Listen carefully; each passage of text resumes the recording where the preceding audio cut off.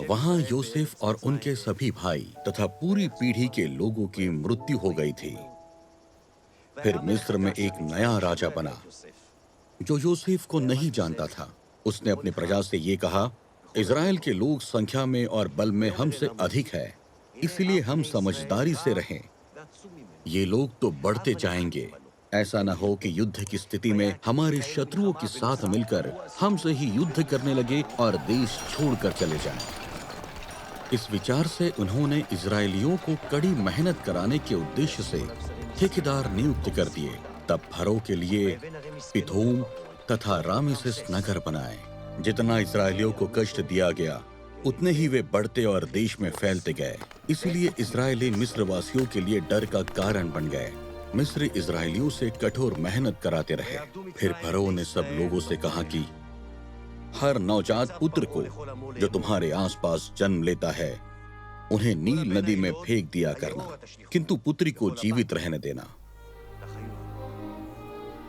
Levy कुल के एक व्यक्ति ने लेवी कुल की एक कन्या से विवाह किया। उस कन्या ने गर्भ धारण किया और एक बच्चे को जन्म दिया, और वह बहुत सुंदर था। उसने उसे 3 महीने तक छिपाए रखा, किंतु जब बच्चे को छिपाए रखना उसके लिए मुश्किल हो गया, इसीलिए उसने एक टोकरी बनाई और उस पर तारकोल और पीच का लेप किया। उसने बच्चे को टोकरी में रख उस टोकरी को नदी के किनारे लंबी घासों के बीच में रख दिया।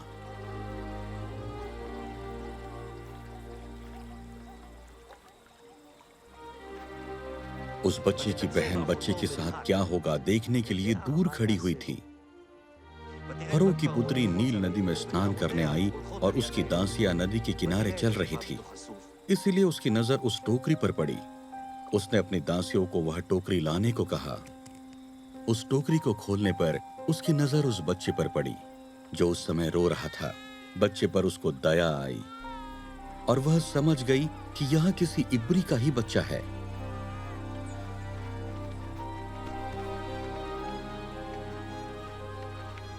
उस बच्चे की बहन ने फरो की पुत्री से पूछा, क्या मैं जाकर इसके लिए इब्री धायों में से किसी को ले आऊं जो इसे दूध पिला सके? फरो की पुत्री ने उससे कहा, जाओ। तब वह लड़की जाकर बच्चे की मां को ही बुला लाई। फरो की पुत्री ने उससे कहा, इस बच्चे को ले जाओ और इसका पालन पोषण करो, इसके लिए मैं तुम्हें मजदूरी दूंगी। तब वह स्त्री उस बच्चे को ले गई और उसका पालन पोषण किया। जब बच्चा बड़ा हो गया, तब वह बच्चे को फरो की पुत्री के पास ले गई और फरो की पुत्री ने उसे अपना पुत्र मान लिया। उसने उसका नाम मोशे रखा। उसका मतलब था कि मैंने उसे जल में से पाया है। जब मोशे जवान हुए, तब वह अपने लोगों से मिलने उनके पास गए तो देखा कि वे कड़ी मेहनत कर रहे थे। उसी समय उन्होंने देखा कि एक मिस्री किसी इब्री को मार रहा था। इसीलिए मोशे ने उस मिस्री को मार दिया और उसे रेत में छिपा दिया।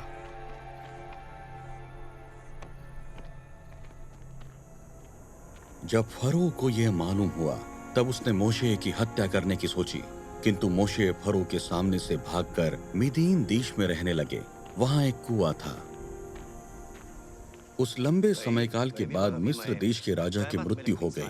इजरायली अपने दासत्व में कराह रहे थे और दुहाई दे रहे थे। वे सहायता की गुहार कर रहे थे और उनके दासत्व की यह गुहार परमेश्वर तक पहुंची। परमेश्वर ने उनकी कराहट सुनी और अब्राहम, इसहाक तथा याकूब के साथ की गई अपनी वाचा को याद किया। परमेश्वर ने इजराइल की ओर दृष्टि की तथा उनकी स्थिति पर ध्यान दिया।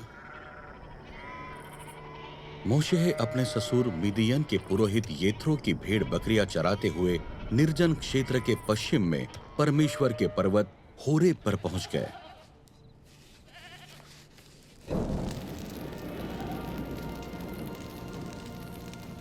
वहां उन झाड़ियों के बीच में से आग की लौ में याहवे के स्वर्गदूत ने उनको दर्शन दिया।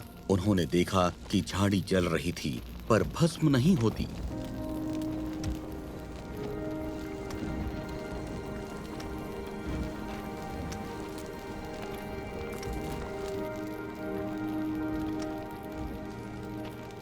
जब याहवे ने यह देखा कि मोशे यह देखने आगे बढ़ रहे हैं, याहवे ने उस झाड़ी से उन्हें बुलाया। मोशे, मोशे। उन्होंने उत्तर दिया, कहिए प्रभु। याहवे ने कहा, पास न आओ, अपने पैरों से जूती उतार दो, क्योंकि यह स्थान जिस पर तुम खड़े हो पवित्र है।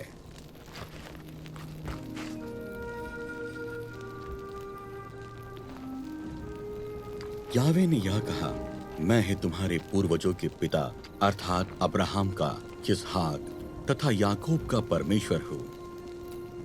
यह सुन मोशे ने अपना मुंह छिपा लिया, क्योंकि वह परमेश्वर की ओर देखने से डरता था। याहवे परमेश्वर ने मोशे से कहा, मिस्र देश में मेरे लोगों की हालत मैंने देखी है। उनके कष्टकर मेहनत कराने वालों के कारण उनका रोना मैंने सुना है और उनके कष्ट को जानता हूं। इसीलिए अब मैं तुम्हें फरो के पास भेजूंगा कि तुम मेरी प्रजा इस्राएलियों को मिस्र देश से निकाल लाओ। किंतु मोशे ने परमेश्वर से कहा, मैं कौन हूं जो फरो के पास जाऊं और इस्राएलियों को मिस्र देश से निकालूं? यह सुन मोशे ने परमेश्वर को उत्तर दिया, यदि मैं इस्राएलियों के पास जाकर उनसे कहूं, तुम्हारे ही पूर्वजों के परमेश्वर ने मुझे तुम्हारे पास भेजा है, और वह मुझसे पूछे क्या है उस परमेश्वर का नाम, तो मैं उन्हें क्या नाम बताऊंगा? परमेश्वर ने मोशे को उत्तर दिया, मैं वही हूं जो मैं हूं। परमेश्वर ने आगे यह कहा, तुम्हें इस्राएलियों से ये कहना होगा, जिसका नाम मैं हूं है, उन्हीं ने मुझे भेजा है। यह सुन मोशे ने पूछा, क्या होगा जब वे मेरी बात का न विश्वास करे और न माने और कहे, यह असंभव है कि याहवे तुम पर प्रकट हुए हो? याहवे ने उन्हें उत्तर दिया, तुम्हारे हाथ में क्या है? मोशे ने उत्तर दिया, एक लाठी। याहवे ने कहा, उसे भूमि पर डाल दो। तब मोशे ने उसे भूमि पर डाल दिया, वह लाठी सांप बन गई। मोशे डरकर दूर चले गए। याहवे ने मोशे से कहा, अपना हाथ बढ़ाकर उसकी पूंछ पकड़ लो। तब मोशे ने अपना हाथ बढ़ाकर उसे पकड़ लिया और वह उनके हाथ में आते ही लाठी बन गई।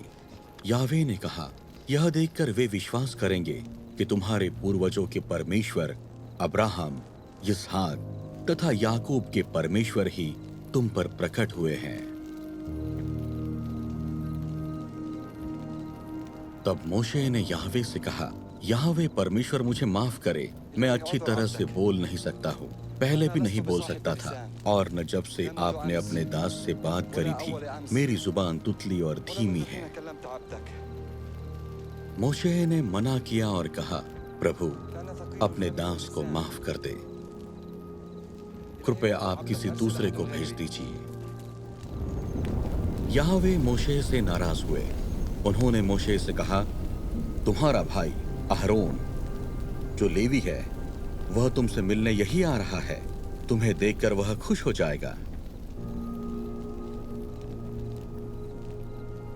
वे तुम्हारी ओर से लोगों से बात करेगा, वह तुम अहरोन के प्रभु समान होगे।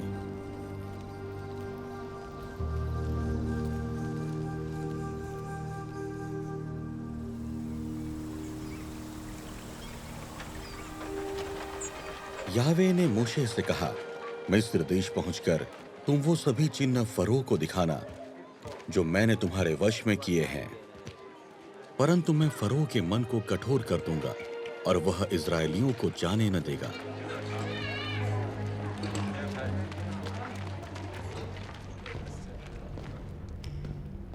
इसके बाद मोशे तथा अहरोन गए व फरो से कहा, याहवे जो इस्राएल के परमेश्वर हैं, उनका कहना है,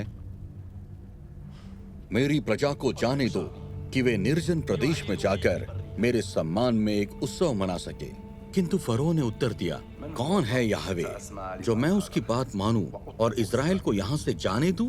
मैं याहवे को नहीं जानता और मैं इस्राएल को यहाँ से जाने नहीं दूंगा।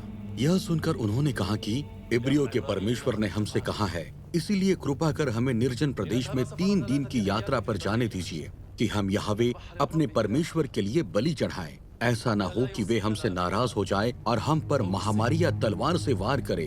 किंतु मिस्र देश के राजा ने उन्हें उत्तर दिया, मोशे और अहरोन, तुम लोग इस प्रजा को उनके काम से दूर क्यों करना चाह रहे हो? जाओ, तुम सब अपना अपना काम करो।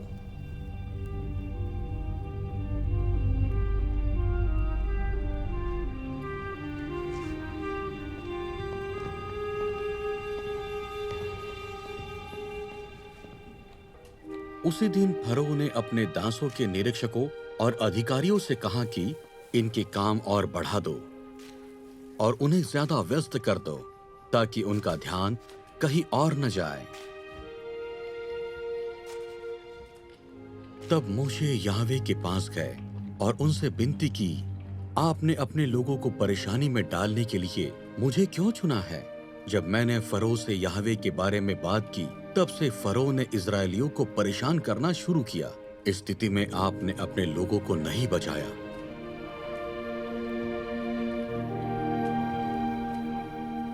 इस पर यहोवे ने मोशे से कहा, अब तुम देखना मैं फरो के साथ क्या करूंगा, फिर उसे तुम सबको छोड़ना ही पड़ेगा।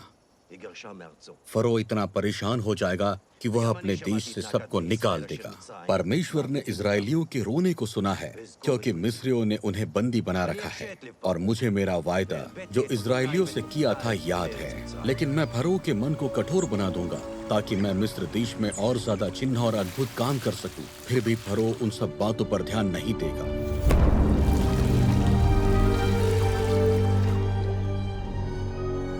तब मैं मिस्र देश को बड़ा कष्ट और दंड दूंगा और मिस्र से अपने लोगों को बाहर निकालूंगा।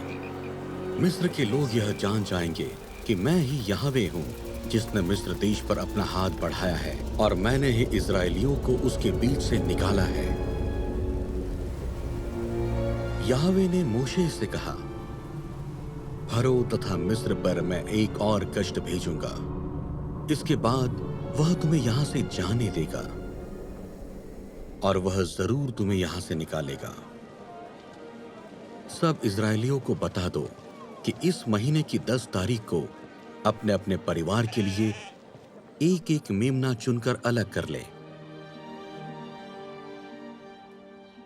वे जिस घर में मेमने को खाएंगे, उस घर के दरवाजे के दोनों तरफ और दरवाजे के माथे पर मेमने का खून लगाए। जरूरी है कि इस मेमने का मांस उसी रात को आग में भूनकर बिना खमीर की रोटी और कड़वी सब्जी के साथ खाएं। इसको खाते समय कमर पर कमरबंद बांधे, पांव में जूते पहनकर, हाथ में अपनी लाठी लेकर जल्दी से खाना। यही यहोवे का पर्व होगा। क्योंकि उस रात मैं मिस्र देश में से होकर निकलूंगा और मिस्र देश के सभी पहली संतान, चाहे मनुष्य का हो या पशु का, सबको मार दूंगा।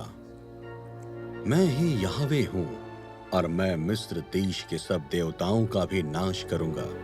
जिस घर के दरवाजे पर मेमने के रक्त का निशान होगा, उस घर को मैं छोड़ दूंगा, किंतु मिस्र का नाश होगा। लगभग आधी रात को यहोवे ने मिस्र देश में सभी पहिलौठों को मार दिया, फरो से लेकर तथा जो बंदी गृह में थे, और पशुओं के भी पहलौठा को मार दिया। रात में फरो उसके सेवक जाग उठे, क्योंकि पूरे मिस्र देश में रोने का शब्द सुनाई दे रहा था। कोई भी ऐसा परिवार न था जहां किसी की मृत्यु न हुई हो।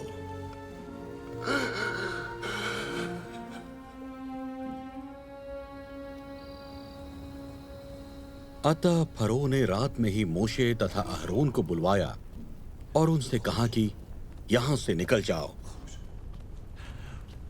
और जैसा तुम चाहते हो तुम इजरायलियों समेत जाकर यहोवे की वंदना करो। अपने पशु एवं भेड़ बकरी भी अपने साथ ले जाओ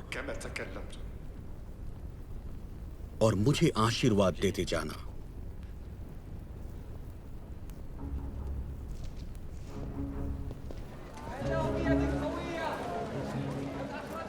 मिस्र देश में इजरायली 430 वर्ष तक रहे। जिस दिन 430 वर्ष पूरे हुए, उसी दिन याहवे की सारी सेना मिस्र देश से निकल गए। मोशे ने लोगों से कहा, यह दिन याद रखना जब तुम मिस्र से निकले थे, जब तुम गुलाम में थे, तब याहवे ने ही अपने सामर्थी हाथों द्वारा उस जगह से तुम्हें बाहर निकाला। इस कारण खमीर वाली कोई भी चीज न रखना। जब फरो ने प्रजा को वहां से जाने को कहा, तब परमेश्वर उन्हें फिलिस्तीनियों के देश में से होकर नहीं ले गए। यह रास्ता बहुत छोटा था, लेकिन परमेश्वर का कहना था कि लड़ाई देखकर लोग मिस्र देश वापस चले न जाए। परमेश्वर उन्हें घुमाकर रेगिस्तानी रास्ते से लाल सागर की ओर ले गए, ताकि मिस्र देश से निकलकर इस्राएली युद्ध के लिए तैयार होकर आगे बढ़े। याहवे उन्हें मार्ग दिखाकर उनके आगे आगे चले। दिन में बादल तथा रात में आग की रोशनी देकर उनको चलाया, ताकि वे दिन में तथा रात में भी आराम से चल सके।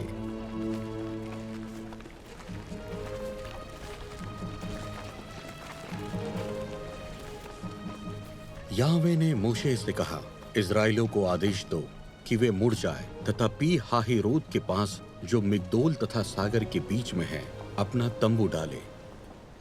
तंबू सागर तट पर बाल जेफोन के विपरीत खड़े करना,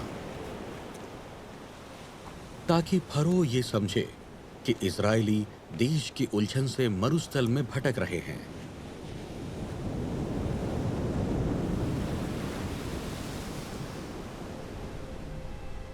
जब मिस्र के राजा को यह मालूम पड़ा कि वे लोग भाग गए हैं, तब फरो तथा उसके सेवकों का मन बदल गया। वे आपस में कहने लगे कि हमने ये क्या कर दिया कि हमने इस्राएलियों को जाने दिया। फरो ने अपना रथ तैयार करवाया और अपनी सेना को अपने साथ लिया, पर मिस्री अपने सब घोड़ों, रथों, चालकों तथा सेना को साथ लेकर इस्राएलियों का पीछा करते हुए सागर तट पर उनके तंबू के पास जा पहुंचे, जो पी हाहिरोत में बाल जेफून के विपरीत था। जब फरो उनके निकट पहुंचा, तो इस्राएलियों ने देखा कि मिस्री उनका पीछा करते हुए आ रहे हैं। तब वे बहुत डर गए और याहवे को पुकारने लगे। वे मोशे से लड़ने लगे और कहने लगे कि क्या मिस्र देश में कब्र नहीं थी जो आप हमें यहाँ ले आए हैं कि हमारी मृत्यु यहाँ मरुभूमि में हो जाए? आपने हमसे ऐसा क्यों किया? क्यों आप हमें मिस्र देश से निकाल लाए? क्या हमने मिस्र में आपसे नहीं कहा था कि हमें यही रहने दीजिए, कि हम मिस्रियों की सेवा करते रहें? इस जंगल में मरने से अच्छा था कि हम मिस्रियों की सेवा करते रहते। मोशे ने लोगों से कहा, मत डरो, स्थिर खड़े रहो और याहवे का अद्भुत काम देखो, जो वह तुम्हारे लिए करेंगे, क्योंकि तुम आज जिन मिस्रियों को देख रहे हो, इसके बाद उन्हें फिर कभी भी न देखोगे। तुम चुप रहो, याहवे ही तुम्हारे लिए लड़ेंगे।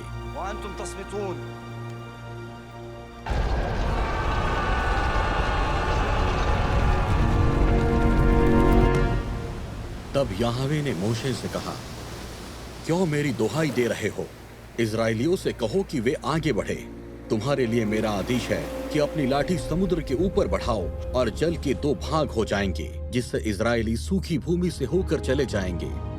मोशे ने समुद्र के ऊपर अपना हाथ बढ़ाया और याहवे ने रात भर तेज हवा बहाई और समुद्र के दो भाग करके जल को पीछे हटा दिया, जिससे बीच की जमीन सूखी हो गई। इस्राएली सूखी जमीन पर चलकर दूसरी ओर आ गए, क्योंकि जल उनकी दोनों ओर दीवार बनकर खड़ा हो गया था।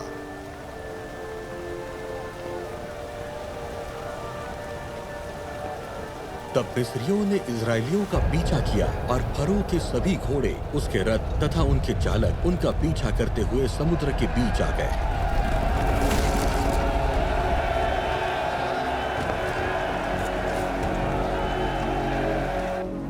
फिर याहवे ने मोशे से कहा, समुद्र के ऊपर अपना हाथ बढ़ा दो कि जल मिस्रियों, उनके रथों और उनके घुड़सवारों के ऊपर लौट आए। समुद्र के बहाव ने रथों, चालकों तथा फरो की पूरी सेना को, जो इस्राएलियों का पीछा करते हुए समुद्र में पहुंची थी, डुबो दिया। उनमें से एक भी व्यक्ति जीवित न रहा। याहवे ने उस दिन इस्राएल को मिस्रियों से बचाया। इस्राएलियों ने समुद्र में मिस्रियों के शव देखे। जब इस्राएलियों ने उस ताकतवर काम पर ध्यान दिया जो याहवे ने मिस्रियों से किया, वे याहवे के प्रति श्रद्धापूर्ण डर से भर गए और उन्होंने याहवे तथा मोशे पर विश्वास किया।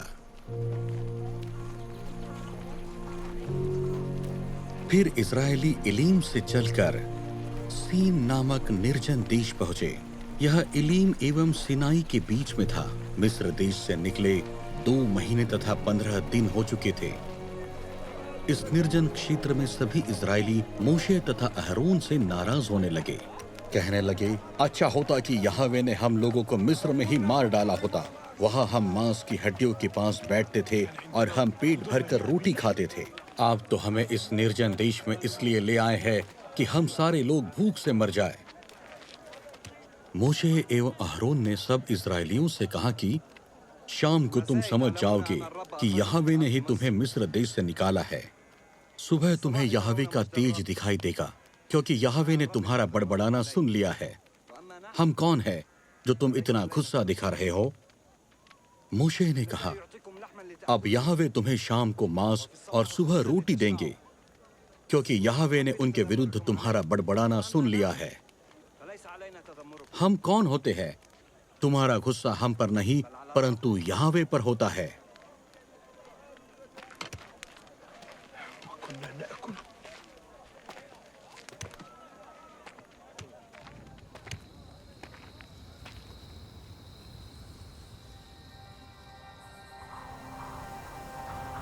सायंकाल बटेरें उड़ती हुई आई और छावनी को ढक लिया,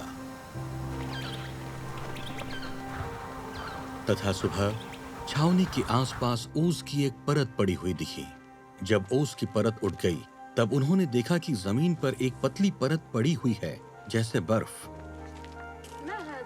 वे आपस में कहने लगे, क्या है यह? वह समझ नहीं पा रहे थे कि वह क्या चीज है। मोशे ने बताया, यही है वह रोटी जो तुम्हारे खाने के लिए याहवे ने दी है।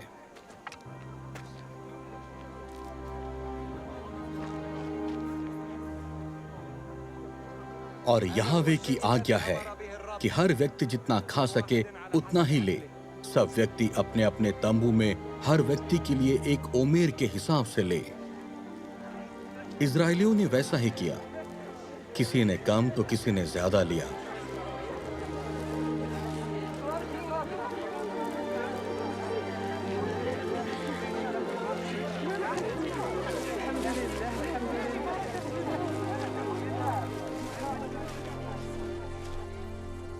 फिर इज़राइल के सभी लोग सीन के निर्जन देश से निकले और एक स्थान से दूसरे स्थान पर कई चरणों में यात्रा करते गए, जैसा याहवे ने आज्ञा दी थी। उन्होंने रेफिदीम में तंबू डाले। यहाँ उनको पीने के लिए पानी नहीं मिला। फिर वे मोशे से लड़ने लगे कि हमें पीने के लिए पानी दे। मोशे ने उनसे कहा, क्यों मुझसे लड़कर याहवे की परीक्षा करते हो? लेकिन लोग बहुत प्यासे थे और वे मोशे से कहते रहे कि आप हमें मिस्र देश से क्यों लाए हैं? क्या हमारे बच्चे और हमारे पशु प्यास से मर जाएं?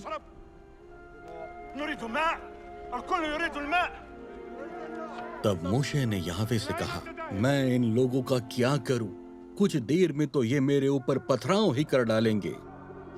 तब याहवे ने मोशे से कहा, अपने साथ इस्राएल के कुछ लोगों को साथ ले लो और उसी लाठी को जिसे नील नदी पर मारा था लेकर आगे बढ़ो।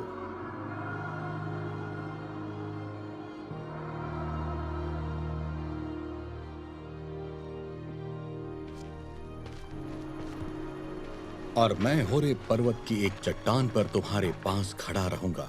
तुम उस चट्टान पर अपनी लाठी से मारना, तब उसमें से पानी निकलेगा ताकि लोग उससे पी सके। मोशे ने वैसा ही किया।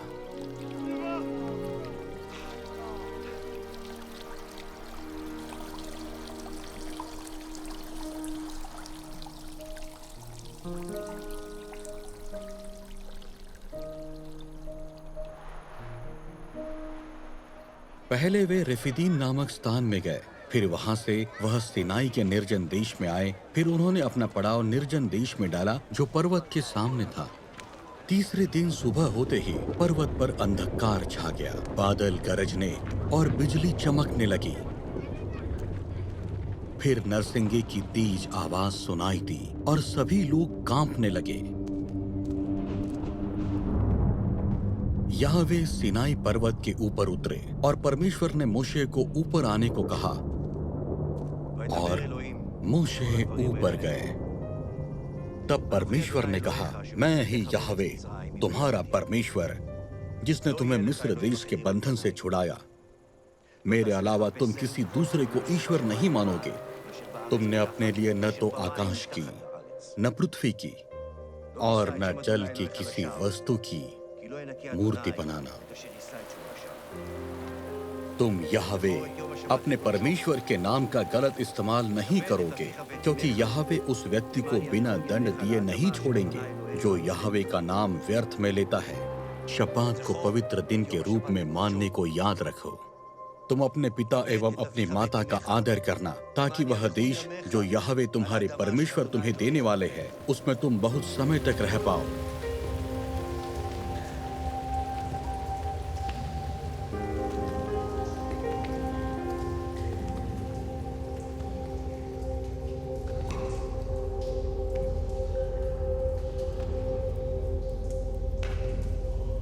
तुम मानव हत्या नहीं करना, तुम व्यभिचार नहीं करना,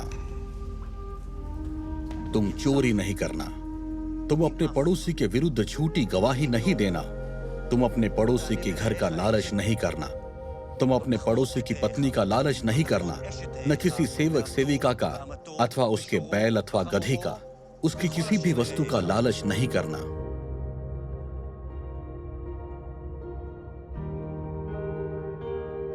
तब याहवे ने मोशे से कहा, इस्राएलियों से ये कहना कि तुमने देखा कि याहवे ने स्वर्ग से कैसे बात करी है। तुम मेरे सिवा किसी भी अन्य देवता को न मानना, न चांदी की न सोने की अपने लिए मूर्ति बनाना। जब याहवे सिनाई पर्वत पर मोशे से बात कर चुके, तब उन्होंने मोशे को अपने हाथ से लिखी हुई साक्षी देने वाली पत्थर की 2 पटियां दी।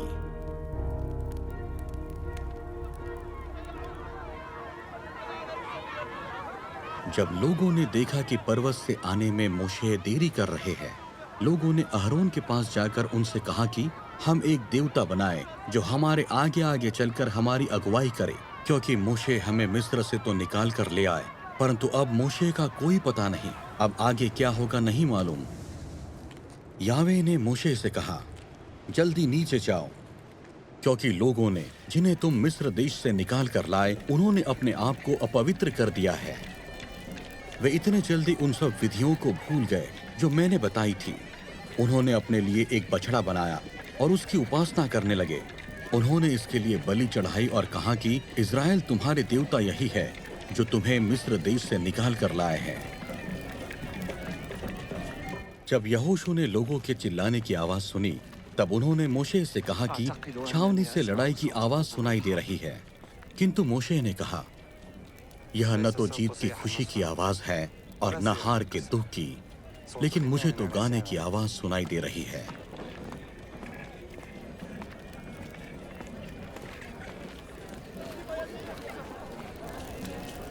और जैसे ही मोशे तंबू के पास पहुंचे, उन्होंने बछड़े के सामने लोगों को नाचते हुए देखा।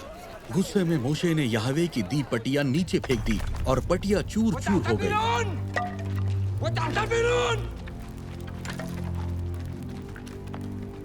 कफरतुम बिर्रब।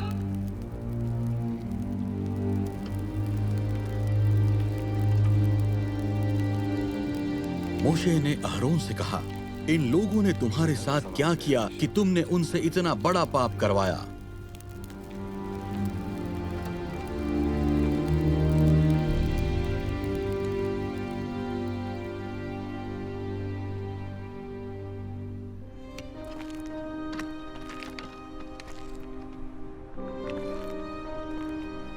यह कहकर मोशे याहवे के पास गए और कहा, लोगों ने बहुत बड़ा पाप किया है। उन्होंने अपने लिए सोने का देवता बनाया लेकिन आप चाहे तो उनका पाप क्षमा कर दीजिए, यदि नहीं तो कृपा कर मेरा नाम अपने इस किताब से हटा दीजिए जो आपने लिखी है। यावे ने मूशे से कहा, अपने इस किताब से मैं उसी व्यक्ति का नाम मिटाऊंगा जिसने मेरे विरुद्ध पाप किया है। मूशे ने यावे से कहा, आपने मुझे यह जवाबदारी दी कि इन लोगों को उस देश में ले जाओ, लेकिन आपने मुझे यह नहीं बताया कि आप किसे मेरे साथ वहां भेजेंगे। और आपने यह आश्वासन भी दिया है कि तुम्हें तो मैं तुम्हारे नाम से जानता हूँ और मेरा अनुग्रह तुम्हारे साथ है। अब मुझ पर आपका अनुग्रह है तो मुझे आपकी गति समझा दीजिए, ताकि मैं आपको समझ सकूं तथा आपका अनुग्रह जो मुझ पर है वह हमेशा रहे। और यह भी याद रखे कि यह जाति भी आपके लोग है। याहवे ने मूशे से कहा, पहले के ही समान 2 पट्टियां मेरे पास लाओ। मैं दोबारा उन दोनों पर वही वचन लिखूंगा जो पहले लिखे थे और जिन्हें तुमने तोड़ दिया था। फिर याहवे ने कहा, सुनो, मैं एक वाचा बांधता हूं कि मैं सब लोगों के सामने अनोखे काम करूंगा जो इससे पहले पृथ्वी पर और न किसी जाति के बीच में कभी हुआ है। वे सब लोग जो तुम्हारे बीच में रहते हैं इन कामों को देखेंगे, क्योंकि मैं तुम्हारे साथ एक भयानक काम करूंगा।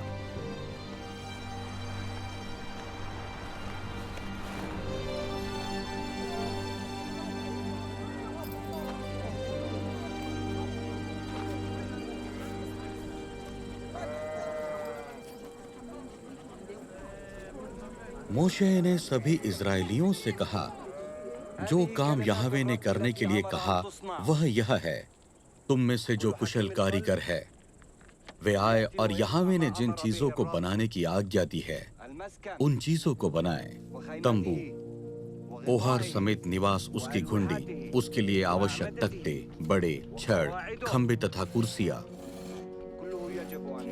संदूक, डंडों समेत प्रायश्चित का ढकना, बीच वाला पर्दा, मेज और उसके सभी सामान और डंडे, भेंट की रोटी, प्रकाश के लिए दिया, उससे संबंधित पात्र, दीप एवं उनके लिए आवश्यक तेल,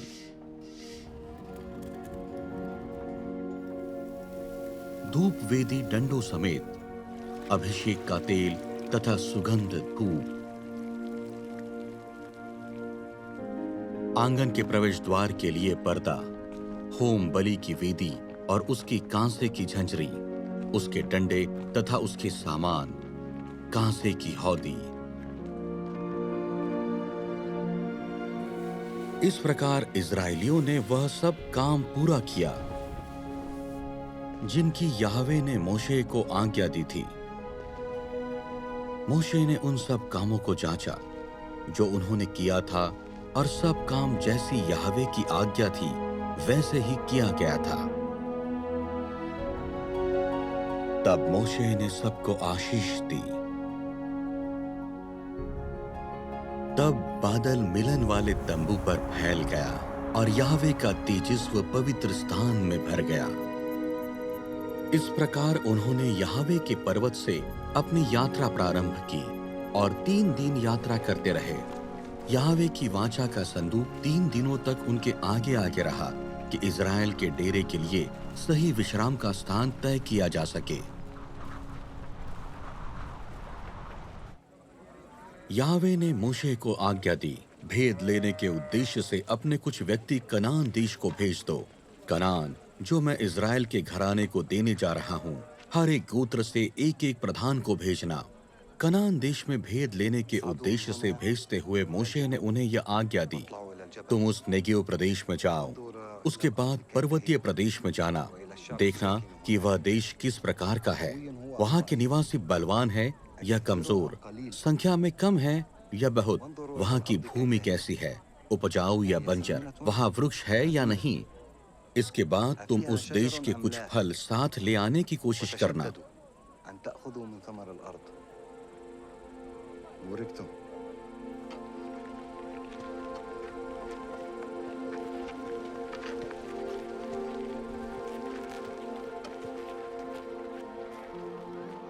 40 दिन के बाद जब वे उस देश का भेद लेकर लौटे, तब वे पारान के जंगल के कादेश में मूशे, अहरोन तथा इज़राइल के घराने की सारी सभा के सामने उपस्थित हुए।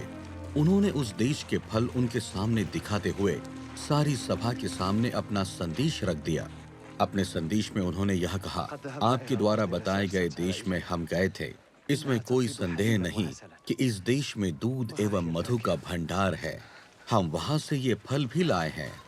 मोशे के सामने ही कालेब ने लोगों को शांत हो जाने की विनती की तथा उन्हें इस प्रकार कहा, हर परिस्थिति में हमें वहां जाकर इस देश पर अधिकार कर लेना अच्छा होगा, क्योंकि हम निश्चय उस पर अधिकार कर लेंगे। किंतु अन्य पुरुष जो कालेब के साथ वहां गए थे कहने लगे, हम लोग उन लोगों पर आक्रमण करने योग्य है ही नहीं, क्योंकि वे लोग हमारी अपेक्षा ज्यादा बलवान हैं। इस प्रकार उन्होंने इज़राइल के घराने के सामने उस देश की जिसका वे भेद लेकर आए थे खराब राय दी। वे कह रहे थे, जिस देश में हम भेद लेने के उद्देश्य से गए थे एक ऐसा देश है जो अपने निवासियों को निगल लेता है। हमने वहाँ जितने भी पुरुष देखे वे सभी बड़े डिलडोल वाले पुरुष ही थे।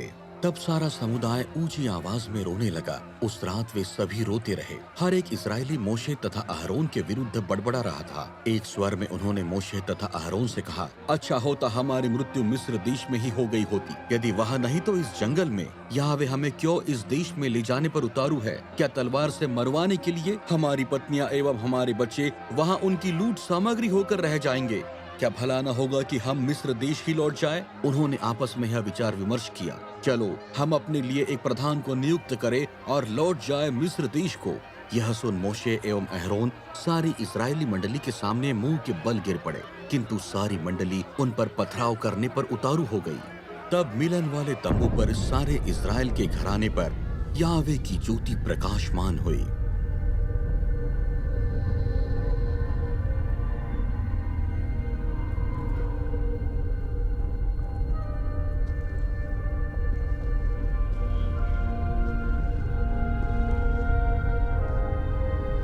यहोवा ने मोशे से प्रश्न किया, और कब तक ये लोग मेरा तिरस्कार करते रहेंगे?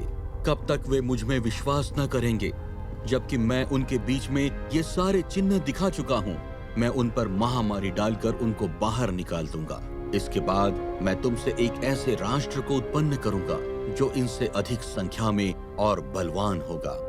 किंतु मोशे ने निवेदन करते हुए यहोवा से कहा, तब तो मिस्रवासी इस विषय में सुन ही लेंगे, क्योंकि आपने अपने भुजबल के द्वारा इन लोगों को उनके बीच में से निकाला है। यदि आप इस राष्ट्र को इस रीति से खत्म कर देंगे मानो यह राष्ट्र एक ही व्यक्ति है, तब जिन राष्ट्रों ने आपकी कीर्ति के विषय में सुन रखा है यही कहेंगे, यह इसलिए हुआ है कि यहोवा इस राष्ट्र को अपनी शपथ के साथ की गई प्रतिज्ञा के अनुसार उस देश में ले जाने में सफल नहीं रह पाए हैं। इसीलिए उन्होंने इस राष्ट्र को जंगल में ही मार डाला।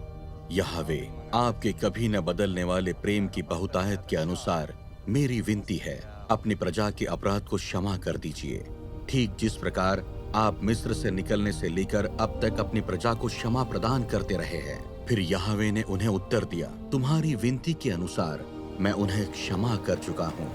किंतु याद रहे, शपथ मेरे जीवन की, सारी धरती यहोवा की महिमा से भर जाएगी, इसमें कोई संदेह नहीं।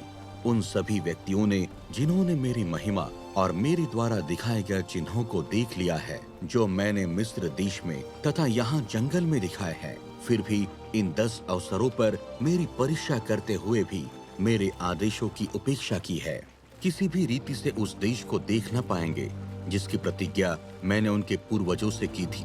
वैसे ही वे भी इस देश को न देख पाएंगे जिन्होंने मेरा इनकार किया है। तब यहोवा का क्रोध इज़राइल पर भड़क उठा और उन्होंने उन्हें जंगल में 40 वर्षों तक भटकते रहने के लिए छोड़ दिया, कि वह सारी पीढ़ी जिन्होंने यहोवा के विरुद्ध यह बुराई की थी नाश हो जाए।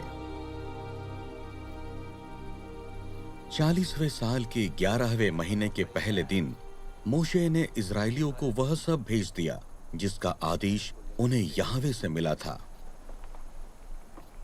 सुनो इज़राइलियों, यहोवा हमारे परमेश्वर अद्वितीय यहोवा हैं।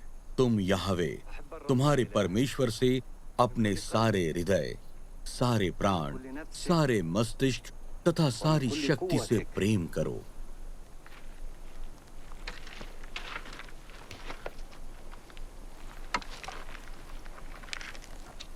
उस पूरे मार्ग को कभी न भूलना जिस पर तुम्हें यहवे तुम्हारे परमेश्वर तुम्हें इन 40 सालों में जंगल से होते हुए लेकर आए हैं, कि वह इसके द्वारा तुम्हें नम्र बना सके, वह तुम्हें परखते रहे कि तुम्हारे हृदय की थाह ले सके कि तुम उनके आदेशों का पालन करोगे भी या नहीं।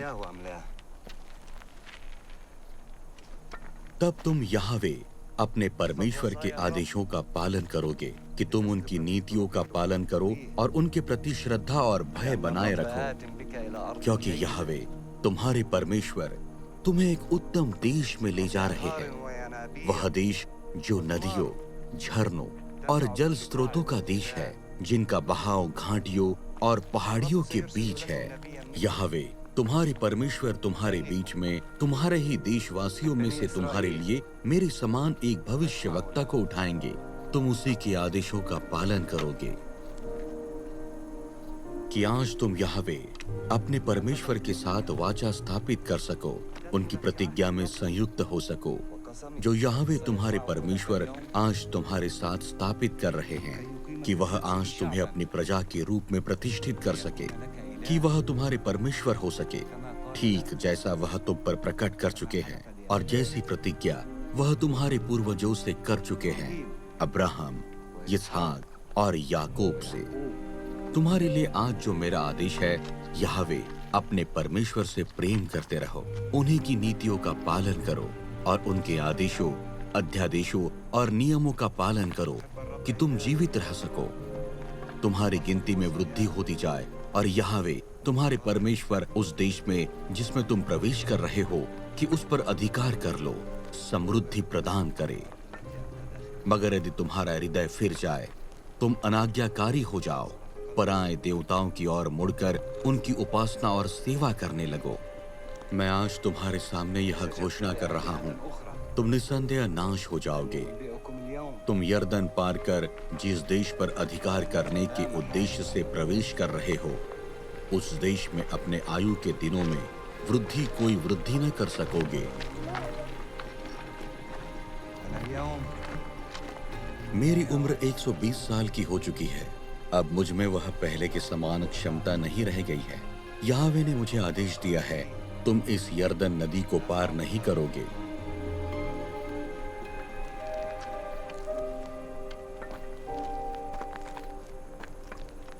इसके बाद मोशे ने यहोशू को सारी इस्राएल के सामने बुलाकर उन्हें आदेश दिया, सुदृढ़ होकर साहसी बन जाओ, क्योंकि तुम ही इन लोगों के साथ उस देश में जाओगे जिसे प्रदान करने की प्रतिज्ञा यहोवा ने तुम्हारे पूर्वजों से की थी, और तुम ही वह देश इन्हें मिरास के रूप में प्रदान करेंगे। वह यहोवा ही है जो तुम्हारे अगुवे होंगे, वह तुम्हारे साथ साथ रहेंगे, वह न तुम्हें निराश करेंगे और न ही तुम्हारा साथ छोड़ेंगे। तुम न तो भयभीत होना और न हतोत्साहित।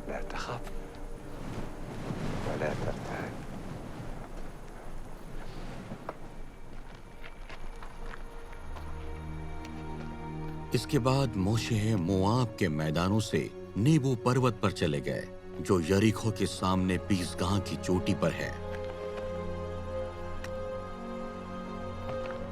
यहाँ यहोवा ने उनकी दृष्टि में उस पूरे देश को दिखा दिया, गिलाद से लेकर दान तक। तब यहोवा ने उनसे कहा, यही है वह जमीन जिसे देने की प्रतिज्ञा मैंने अब्राहम, इसहाक और याकूब से यह कहते हुए की थी, यह मैं तुम्हारे वंशजों को दे दूंगा। यह मैंने तुम्हें दिखाई है, मगर तुम खुद वहां नहीं जाओगे। यहोवा के सेवक मोशे की मृत्यु मोआब देश में हो गई। यहोवा की भविष्यवाणी के अनुसार उन्हें मोआब देश की उस घाटी में बेत पियोर के सामने गाड़ दिया गया। आज तक किसी व्यक्ति को यह मालूम न हो सका कि मोशे की कब्र किस स्थान पर है। इसके बाद इज़राइल में मोशे के समान कोई भी नबी नहीं हुआ जिससे यहोवा की बातचीत आमने सामने हुआ करती थी। यहोवा ने उन्हें मिस्र देश में फरो, उसके सारे सेवकों और उसके सारे देश में चिन्हों और चमत्कारों के लिए और उस अपार शक्ति और भयंकर आतंक के लिए जो मोशे ने सारी इस्राएल के सामने किए थे चुना था।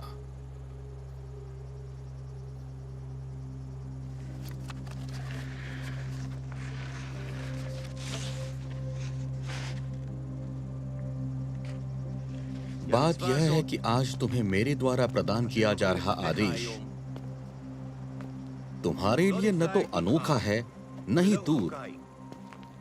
वस्तुतः परमेश्वर का वचन तुम्हारे बहुत पास है, तुम्हारे मुख में तथा तुम्हारे हृदय, कि तुम इसका पालन कर सको। आज मैं आकाश और पृथ्वी को तुम्हारे विरुद्ध गवाह बना रहा हूं कि मैंने तुम्हारे सामने जीवन और मृत्यु,